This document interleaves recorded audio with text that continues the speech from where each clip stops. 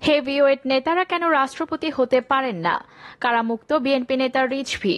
Prison van থেকে অনুসারীদের যে বার্তা দিলেন মামুনুল হক। 26 এপ্রিল থেকে 23 মে কোচিং সেন্টার বন্ধ বললেন শিক্ষামন্ত্রী। এবার দেখুন বিস্তারিত। হেভিওয়েট নেতারা কেন রাষ্ট্রপতি হতে পারেন না? বাংলাদেশের রাজনীতির ইতিহাসে 22তম রাষ্ট্রপতি হিসেবে শপথ নিলেন মোহাম্মদ শাহাবুদ্দিন। মোহাম্মদ শাহাবুদ্দিন আওয়ামী লীগের কোনো বড় হেভিওয়েট নেতা ছিলেন না, বরং নেতাদেরকে আড়ালে রেখে মোহাম্মদ শাহাবুদ্দিনের রাষ্ট্রপতি হওয়াটা ছিল এক ধরনের বিস্ময় এবং চমক। শুধু মোহাম্মদ শাহাবুদ্দিন কেন, এর আগে বাংলাদেশের রাজনীতিতে মাত্র 3 জন গুরুত্বপূর্ণ রাজনীতিবিদ রাষ্ট্রপতি পদ অলংকৃত করেছিলেন, যাদের মধ্যে অবশ্যই জাতির পিতা বঙ্গবন্ধু শেখ মুজিবুর রহমান প্রথম এবং প্রধান, যার সঙ্গে কারোর তুলনা হয় না। জাতির পিতা বঙ্গবন্ধু শেখ মুজিবুর রহমান বাংলাদেশের প্রথম রাষ্ট্রপতি, তবে সেটি ছিল একটি বিশেষ পরিস্থিতিতে যুদ্ধকালীন সময়ে। তার নেতৃত্বে বাংলাদেশ পরিচালিত হচ্ছে দেখানোর জন্যই তাজউদ্দিন আহমেদ বঙ্গবন্ধু শেখ মুজিবুর রহমানকে রাষ্ট্রপতি করেন, কিন্তু সে সময় বঙ্গবন্ধু ছিলেন কারাগারে। তার অনুপস্থিতিতে প্রধানমন্ত্রী হিসেবে তাজউদ্দিন আহমেদই যুদ্ধকালীন সরকার পরিচালনা করেছিলেন। বঙ্গবন্ধু দেশে ফিরে সংসদীয় গণতন্ত্রকে দেশকে ফিরিয়ে আনেন। তিনি রাষ্ট্রপতির পদ থেকে পদত্যাগ করেন এবং প্রধানমন্ত্রী হিসেবে শপথ গ্রহণ করেন। এ সময় রাষ্ট্রপতি ছিলেন আবু সাইদ চৌধুরী। পরবর্তীতে রাষ্ট্রপতি হন মোহাম্মদ উল্লাহ। এরা কেউই আওয়ামী লীগের প্রথম সারির গুরুত্বপূর্ণ নেতা হিসেবে ছিলেন না। আবু সাইদ চৌধুরী একজন বিচারপতি হিসেবে সুনামধন্য থাকলেও মোহাম্মদ উল্লাহ ছিলেন একজন ইউনিয়ন পর্যায়ের লোভাতুর নেতা। বঙ্গবন্ধু 1975 সালে 25 জানুয়ারি বাকশাল গঠন করেন এবং বাকশাল গঠনের মাধ্যমে বাংলাদেশের রাষ্ট্রপতি শাসন ব্যবস্থা প্রবর্তিত হয়। 202 দিন রাষ্ট্রপতি হিসেবে থাকার পর জাতির পিতা বঙ্গবন্ধু শেখ মুজিবুর রহমানকে সপরিবার নির্মমভাবে হত্যা করে স্বাধীনতা বিরোধী অপশক্তি। এরপরে বাংলাদেশে যারা রাষ্ট্রপতি হয়েছিলেন বিচারপতি আবু সাদাত মোহাম্মদ সাইম, জিয়াউর রহমান, আব্দুস সাত্তার, বিচারপতি আহসান উদ্দিন চৌধুরী এবং হোসেন মোহাম্মদ এরশাদ। এরা কেউই রাজনীতিবিদ ছিলেন না, বরং সামরিক জান্তা বিচারপতি হিসেবে তারা রাজনীতিতে এসেছিলেন গণতন্ত্র বিনাশী ষড়যন্ত্রের অংশ হিসেবে। 1991 সালে বিচারপতি শাহাবুদ্দিন আহমেদ তত্ত্বাবধায়ক সরকারের প্রধান হয়েছিলেন, সেটিও রাজনীতিবিদ হিসেবে নয়, বরং আপৎকালীন সংকট মেটানোর জন্য। 1991 সালে নির্বাচনে বিএনপি বিজয়ী হওয়ার পর দেশে সংসদীয় গণতন্ত্র প্রবর্তিত হয়। সংসদীয় গণতন্ত্রে রাষ্ট্রপতির ক্ষমতা খর্ব করা হয় এবং রাষ্ট্রপতি হয়ে ওঠেন স্রেফ অলংকার। এরকম এক পরিস্থিতিতে রাষ্ট্রপতি হিসেবে বিএনপি স্থানীয় পর্যায়ের এক নেতাকে পছন্দ করে এবং ওই সময় রাষ্ট্রপতি হন বরিশালের স্থানীয় 71-এর রাজাকার আব্দুর রহমান বিশ্বাস। আব্দুর রহমান বিশ্বাসের রাষ্ট্রপতি হওয়াটা রাষ্ট্রপতির পদমর্যাদাকে অপমানিত করার একটি দৃষ্টান্ত।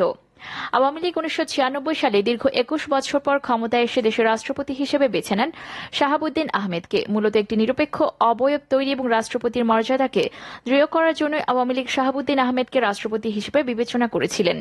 তবে শাহাবুদ্দিন আহমেদকে রাষ্ট্রপতি করার ফল ইতিবাচক হয়নি আওয়ামী লীগের জন্য। আর 2001 সালে বিএনপি ক্ষমতায় এসে আরেকজন হেভিওয়েট নেতাকে রাষ্ট্রপতি হিসেবে অলংকৃত করে। তিনি হলেন অধ্যাপক বদরুদ্দোজা চৌধুরী। কিন্তু সেই হেভিওয়েট নেতারও রাষ্ট্রপতি ভাগ্য সুখকর হয়নি। কিছুদিনের মধ্যে তাকে বিদায় নিতে হয়। তিনি বিএনপির একান্ত অনুগত বাধ্যগত হিসেবে থাকেননি বা থাকতে পারেননি, জন্যই তাকে সরিয়ে দেওয়া হয়। এরপর তার স্থলাভিষিক্ত হয়ে একান্ত অনুগত বাধ্যগত মেরুদণ্ডহীন ব্যক্তিত্বহীন অধ্যাপক ডক্টর রিয়াজউদ্দিন আহমেদ। রাষ্ট্রপতি হিসেবে তিনি যে সমস্ত কেলেঙ্কারি করেছিলেন তার ইতিহাসে সবসময় স্মরণীয় হয়ে থাকবে। এরকম একজন অপদার্থ দায়িত্বজ্ঞানহীন রাষ্ট্রপতির জন্যই দেশে গণতন্ত্র সংকটে পড়েছিল। তবে 2008 সালে নির্বাচনের পর আরেকজন হেভিওয়েট নেতা জিল্লুর রহমানকে রাষ্ট্রপতি হিসেবে পছন্দ করে আওয়ামী লীগ। জিল্লুর রহমানের রাষ্ট্রপতি হওয়াটা ছিল কাঙ্ক্ষিত এবং জাতির পিতা বঙ্গবন্ধু শেখ মুজিবুর রহমানের পর তিনি সবচেয়ে বড় এবং প্রবীণ নেতা যিনি রাষ্ট্রপতি হিসেবে অলংকৃত হন। এরপর আব্দুল হামিদের অধ্যায়। তিনি রাষ্ট্রপতি হিসেবে 10 বছর অতিক্রান্ত করেছেন। অপরদিকে কারামুক্ত বিএনপি নেতা রিজভী 4.5 মাসেরও বেশি সময় কারাভোগের পর জামিনে মুক্তি পেলেন বিএনপির সিনিয়র যুগ্ম মহাসচিব রুহুল কবির রিজভী। মঙ্গলবার বিকাল 4টার দিকে কেরানীগঞ্জের কেন্দ্রীয় কারাগার থেকে তিনি মুক্তি পান। যুগান্তরকে বিষয়টি নিশ্চিত করেছেন স্বেচ্ছাসেবক দলের কেন্দ্রীয় কমিটির সাবেক সদস্য আরিফুর রহমান তুষার। ঈদের আগে 50 মামলার সবকটিতেই জামিন পেয়েছিলেন তিনি। সর্বশেষ মানহানির অভিযোগে গোপালগঞ্জে করা এক মামলায় গত 18 এপ্রিল জামিন পেলেও জামিননামার মূল কপি কারাগারে না পৌঁছানোর কারণে ঈদের আগে তাকে মুক্তি দেওয়া হয়নি। জামিননামার মূল কপি হাতে হাতে করা কর্তৃপক্ষের কাছে দেওয়া হলে আনুষঙ্গিক প্রক্রিয়া শেষে বিএনপির এই শীর্ষ নেতাকে মুক্তি দেওয়া হয়। মুক্তির পর কারাফটকের সামনে বিএনপি ও অঙ্গ সহযোগী সংগঠনের বিপুল সংখ্যক নেতাকর্মী তাকে ফুল দিয়ে শুভেচ্ছা জানান। এ সময় রিজভির স্ত্রী আরজুমান আরা বেগম ছাড়া উপস্থিত ছিলেন বিএনপি চেয়ারপারসনের বিশেষ সহকারী অ্যাডভোকেট শামসুর রহমান শিমুল বিশ্বাস, কেন্দ্রীয় নেতা অধ্যাপক এবিএম ওবায়দুল ইসলাম, ডক্টর রফিকুল ইসলাম, অধ্যাপক মোর্শেদ হাসান খান, অধ্যাপক আমিনুল ইসলাম, ঢাকা জেলা বিএনপির সভাপতি খন্দকার আবু আশফাক সহ আরো অনেকেই। তার আইনজীবী সৈয়দ জয়নাল আবেদিন মেজবা জানান, রুহুল কবির রিজভী গ্রেফতার হওয়ার পর থেকে 50টি মামলায় জামিন পান।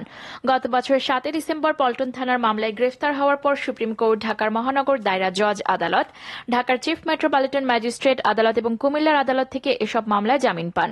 তার বিরুদ্ধে দায়ের করা বেশিরভাগ মামলায় নাশকতার অভিযোগ আনা হয়। সর্বশেষ মানহানির মামলায় গোপালগঞ্জের আদালত থেকে জামিন পান তিনি।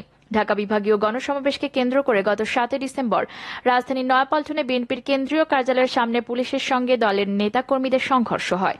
পরে পুলিশ বিএনপির নয়াপল্টনে কেন্দ্রীয় কার্যালয়ে অভিযান চালিয়ে রুহুল কবির রিজভী সহ 4 শতাধিক নেতাকর্মীকে আটক করে। পরের দিন পল্টন, মতিঝিল, রমনা ও শাহজাহানপুর থানায় পৃথক 4টি মামলা করে পুলিশ। পল্টন ও মতিঝিল থানার মামলায় গ্রেফতার দেখিয়ে রুহুল কবির রিজভীকে কারাগারে পাঠানো হয়। পরে আরও বিভিন্ন মামলায় তাকে গ্রেফতার দেখানো হয়। কারাগারে থাকাকালীন কয়েকবার অসুস্থ হয়ে পড়েন রুহুল কবির রিজভী। অপরদিকে প্রিজন ভ্যান থেকে অনুসারীদের যে বার্তা দিলেন মামুনুল হক। হেফাজতে ইসলামের বিলুপ্ত কমিটির যুগ্ম মহাসচিব মামুনুল হকের বিরুদ্ধে কথিত স্ত্রী ধর্ষণ মামলায় 2 জন সাক্ষী দিয়েছেন। মঙ্গলবার দুপুরে নারায়ণগঞ্জের নারী ও শিশু নির্যাতন দমন ট্রাইব্যুনাল আদালতের বিচারক নাজমুল হক শ্যামল নবম দফায় এই সাক্ষ্য গ্রহণ করেন। সাক্ষ্য গ্রহণ শেষে কারাগারে নেওয়ার পথে প্রিজন ভ্যানের ভেতর থেকে মামুনুল হকের অনুসারীদের বলেন, মিথ্যা মামলা দিয়ে আমাকে ফাঁসানো হয়েছে, সত্য কখনো চাপা থাকে না, সত্যের জয় একদিন হবেই। আমার মুক্তির দরকার নাই, সত্যের মুক্তির দরকার। সত্যের মুক্তির জন্য তোমরা দোয়া করো, তোমরা হিজরত করবে আল্লাহর পথে, ইনশাল্লাহ সত্যের জয় হবেই হবে। আদালতের পাবলিক প্রসিকিউটর রকিব বলেন, মামুনুল হককে মঙ্গলবার দুপুর 12টায় আদালতে হাজির করা হয়। এরপর দুপুর 1টায় 2 জন সাক্ষীর সাক্ষ্য ও জেরা শেষ হয়েছে। সাক্ষী দিয়েছেন সোনারগাঁও থানার তৎকালীন এএসআই এজাজুল হক ও মামলার বাদীর বাড়িওয়ালা মোশাররফ হোসেন। ধর্ষণের বিষয়ে গুরুত্বপূর্ণ সাক্ষী দিয়েছেন সাক্ষীরা। সাক্ষীদের সাক্ষ্য অনুযায়ী মামুনুল হক ধর্ষণ করেছেন। এ পর্যন্ত এই মামলায় মোট 20 জনের সাক্ষ্য গ্রহণ করা হয়েছে।